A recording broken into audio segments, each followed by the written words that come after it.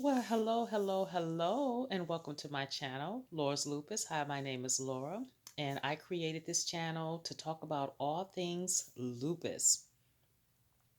The concept behind the creation of this channel is um, to encourage, to educate, and to bring about awareness for this mysterious disease called lupus.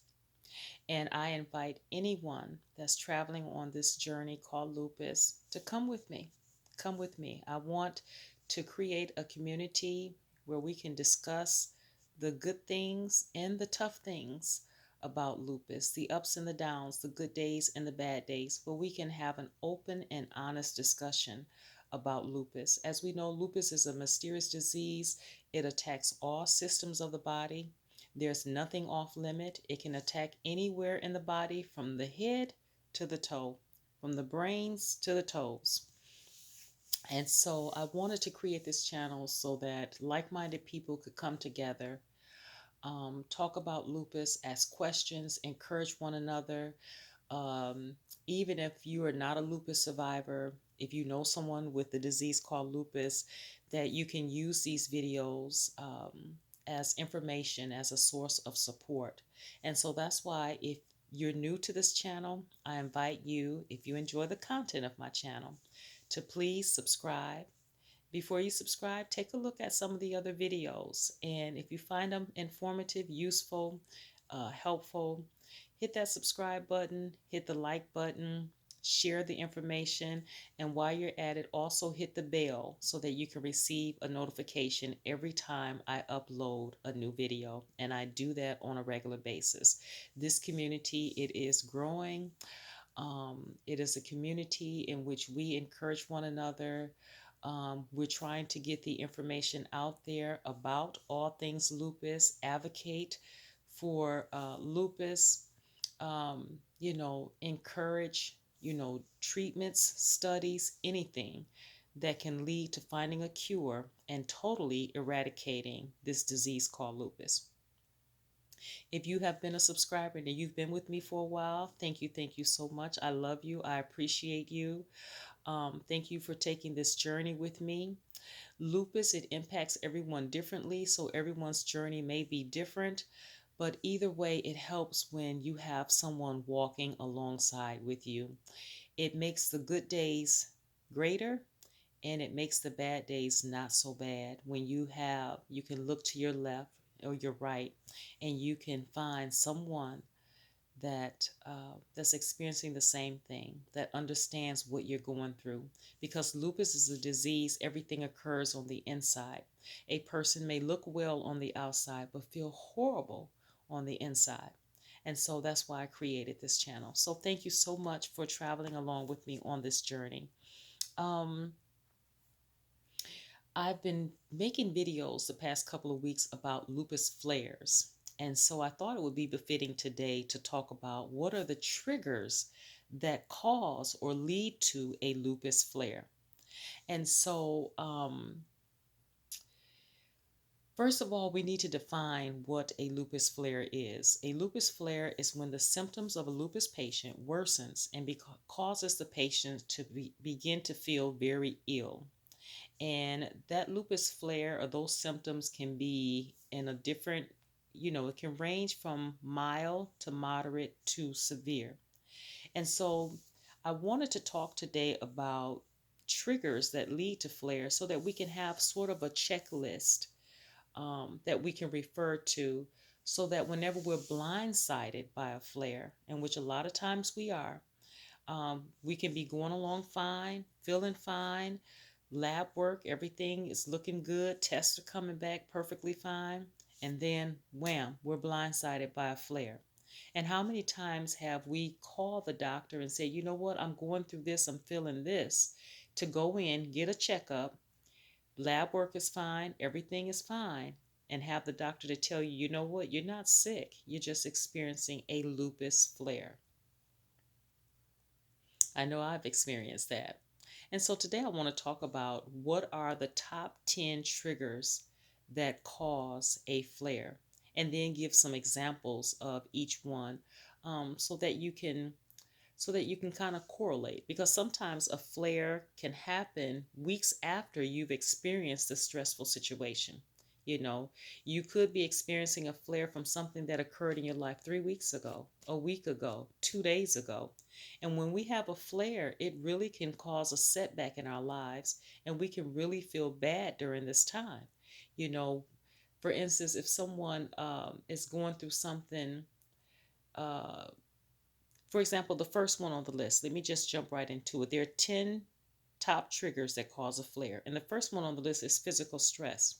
Well, for a regular person or a person that's not dealing with lupus, physical stress, yes, it will cause them to feel fatigued, tired.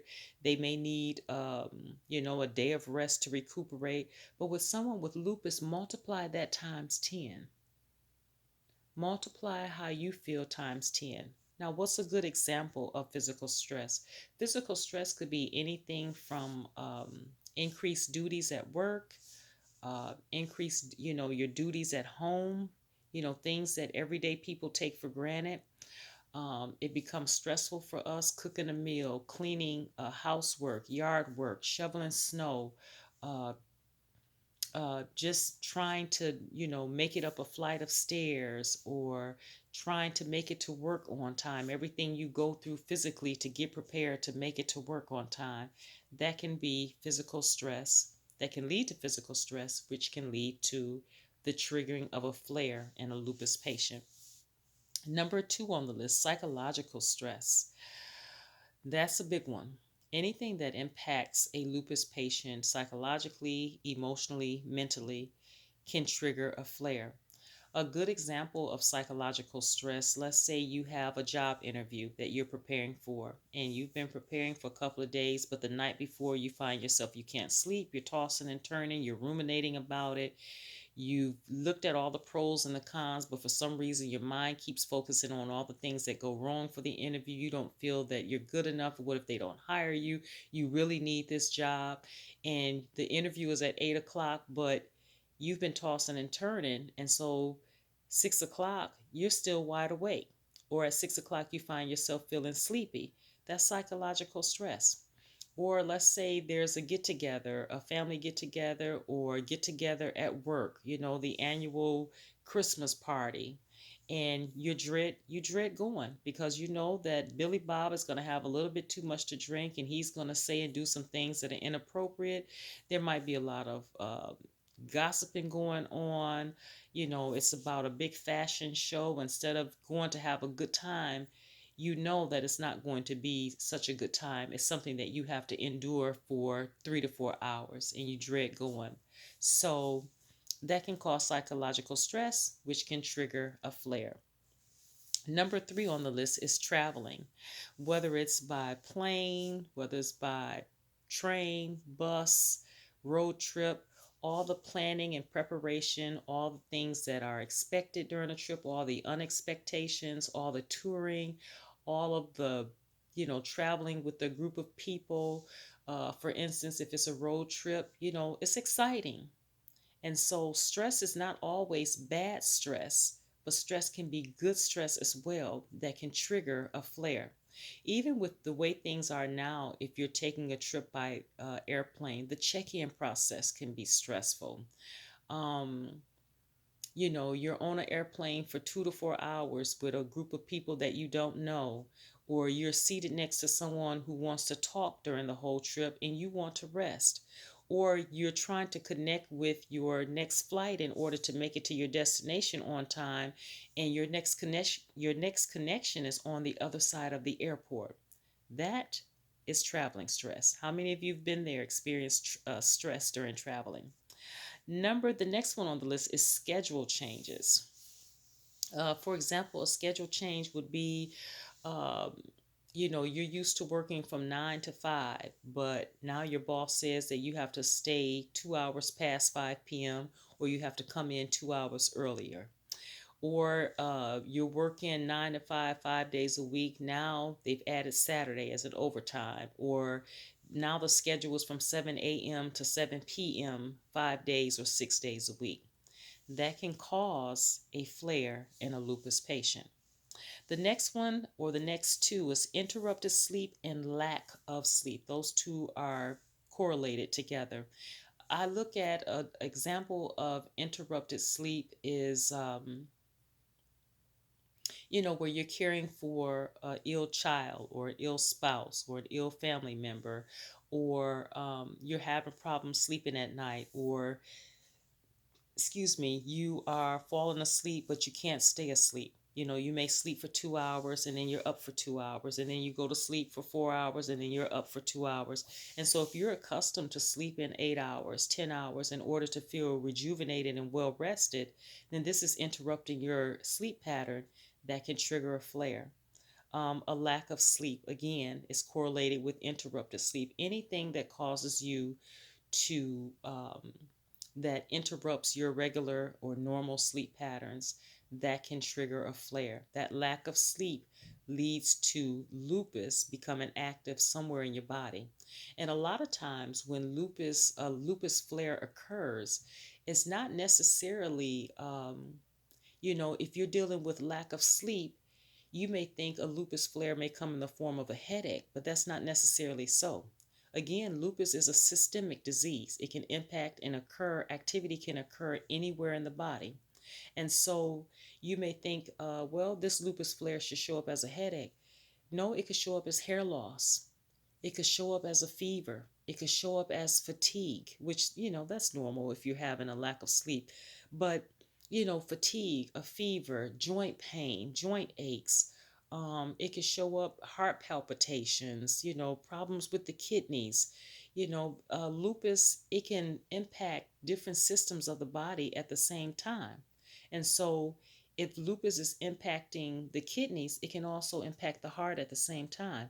If it's impacting the skin, it can also impact the stomach or the gastrointestinal system at the same time. So you can have concurring activity in your body in different systems at the same time from one of these triggers. And so this triggers is just like a checklist, so that you can take a look after you've called your doctor and you've had your checkup, and when the doctor tells you that it's your lupus flaring up, instead of walking away saying, well, the doctor should have given me antibiotics or medication or something, I'm feeling really sick, a lot of times it's just a lupus flare. Okay. Another one on the list that we don't think about, this may be a surprise to many of you: weather changes. Any change in the weather, whether it's going from cold to hot, hot, humid weather, rainy weather, snowy weather, very cold weather, that can trigger a lupus flare in a patient. For example, those of us that live in a part of the country in which we get all four seasons. Let's say, for instance, you go from summer to fall. Summertime, you've had 3 or 4 months of 80s, 90s, and then there's that gradual shift of going from 80s to 70s to 60s to 40s to 50s. Well, let's say Raynaud's syndrome is a part of your lupus diagnosis. Raynaud's is a high sensitivity to changes in temperature, especially cold weather. And so your Raynaud's will start to react to these temperature changes. I know for some people with Raynaud's, when it starts to get like 40 and 50 degrees, anything below 60, they have to start wearing gloves or wearing two pair of socks because their extremities are so sensitive to the cold that it triggers a Raynaud's syndrome reaction, which is, in other words, a lupus flare, because they have Raynaud's syndrome as a part of their lupus diagnosis. Being in the sun too much, that can trigger a lupus flare. The sun, they tell us not to be in the sun too long, to wear wide brim hat or sunscreen. The sun can trigger lupus. Those UV rays and UVB rays can trigger a lupus flare up. And so that's why they tell us not to be in the sun so much.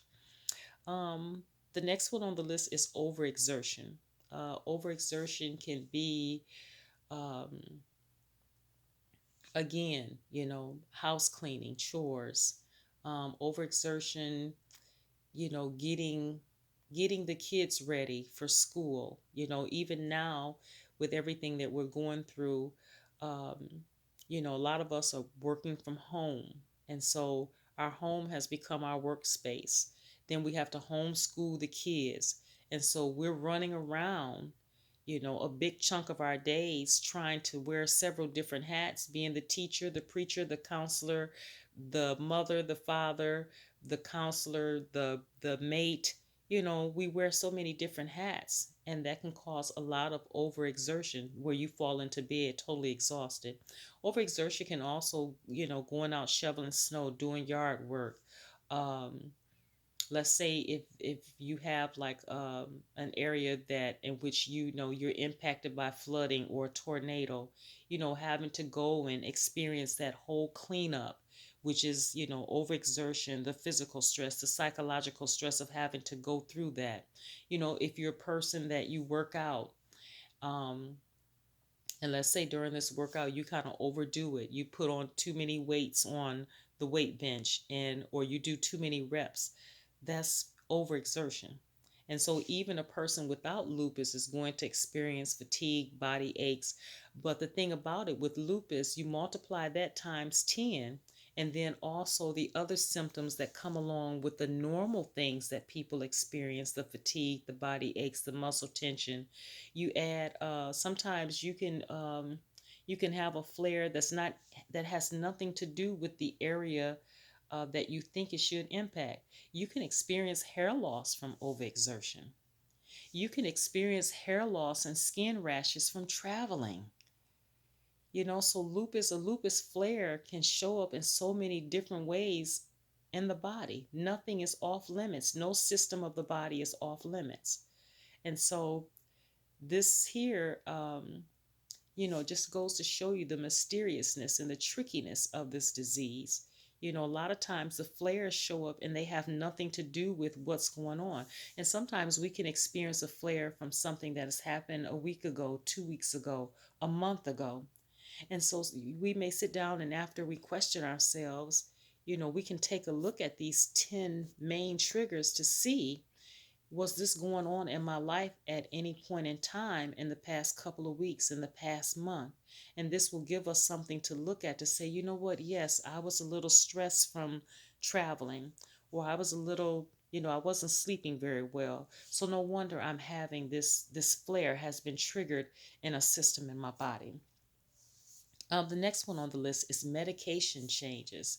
With lupus, we are always experiencing some sort of, being placed on a medication, being taken off of a medication, medication changes, having the dosages increase, decrease, tweak some sort of a way. Our bodies can experience a flare from that. That can trigger a flare. And, with the changes in the medications, most medications have some sort of side effects, but I'm not referring to the side effects because, with side effects, the doctors tell us to continue taking that medication because the body adjusts and the side effects, the symptoms lessen. With a flare that's triggered from a medication, this is something that's ongoing and it causes you to feel worse with your lupus symptoms. It's not just based on the side effects, it's more to it than that. It's the side effects, then some, you know. It's the side effects and then another list of ailments that you're experiencing due to your lupus, not so much the side effects of the medication. Okay? But check that out with your doctor. If you're going through something after taking a new medication or changes in a dosage, if you're experiencing something that you've never experienced before, talk with your doctor. If you're experiencing a flare up or you think it's a lupus flare up, talk with your doctor. Talk with your doctor. Talk with your doctor. I can't say that enough. Um, let's see. And the last one on the list is illness. And a lupus flare can come from, a mental illness or physical illness. But what I'm going to talk about today is more of the physical part of the illness. Anytime there's any type of infection, whether it's viral or bacteria that's going on inside of the body, it can trigger a lupus flare. For example, let's say you get the flu, and a lot of the symptoms from the flu correlate with flares from lupus. Like I said, multiply that times 10. And then, in addition to the flu like symptoms, headaches, body aches, fever, cough, sore throat, uh, stomach issues, fatigue, again, you may experience something as strange as hair loss from having the flu. You may experience skin rashes breaking out all over your body, which has nothing to do with the flu. Hair loss doesn't have anything to do with the flu. It's not a symptom of the flu, but this could be a lupus flare that's been triggered in your body because you have an illness. Okay? So I just wanted to make sure that, I wanted to talk about triggers of a flare. Today we talked about the 10 main triggers that lead to a lupus flare. And let me just recap it really quick. Physical stress, psychological stress, traveling, schedule changes, interrupted sleep, lack of sleep, weather changes, overexertion, medical changes, and last but not least, illness. And so I hope that you found this information useful, helpful. I hope you found this video informative. I'm going to end the video at this point. Remember that there is life after lupus. So take care of yourself, stay safe, stay healthy, and we'll talk again on the next video. All right, bye for now.